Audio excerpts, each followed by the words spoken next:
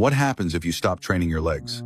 You don't want to know the answer, but I'll tell you anyway. Your testosterone drops, your metabolism slows down, and worst of all, you could actually shorten your lifespan. Legs are the biggest muscle group in your body. When you stop training them, you send a signal to your body that it doesn't need to produce as much testosterone, and when that hormone drops, everything else starts falling apart. Yeah, skipping leg day isn't just a gym joke. It can seriously mess with your health long term. Less testosterone means more body fat, less energy, weaker bones, and even lower drive. And because you're no longer working those big muscles, your metabolism slows down, meaning you burn fewer calories, even while resting. Same food, less burn equals surprise fat gain. And over time, weaker legs can lead to poor balance, joint pain, slower movement, and even higher risk of falls as you age, which has been directly linked to reduced lifespan in multiple studies. Oh, and let's not forget the obvious.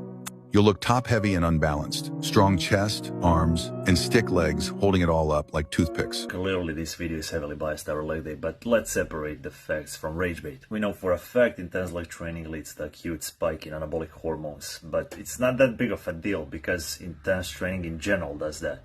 It's just that upper body training does it to a lesser degree. Studies are clearly showing that, but it's just a statistical fact that people who do train legs go to the gym or do some type of resistance training, which means they have more muscle mass, they're leaner, and they're more physically active.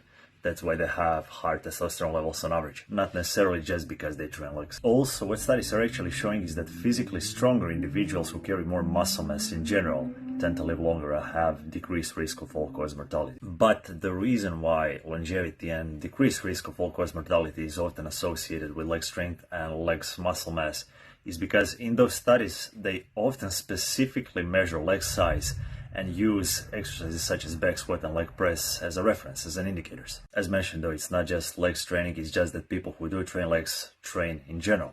They do some type of resistance training. They're more physically active, they carry more muscle mass, they're leaner. I mean, it's a no-brainer. If your goal is building a well-balanced physique, you should train legs. And of course, there's that a little bit less known fact that hypertrophy, especially in natural lifters, is a systemic process. So by not training your legs, chances are you're limiting growth in your upper body too, to a certain degree. Human physiology only allows for a certain degree of structural imbalance and asymmetry. All that aside, yeah, you should probably train legs, especially if you want to build an impressive physique by any standards.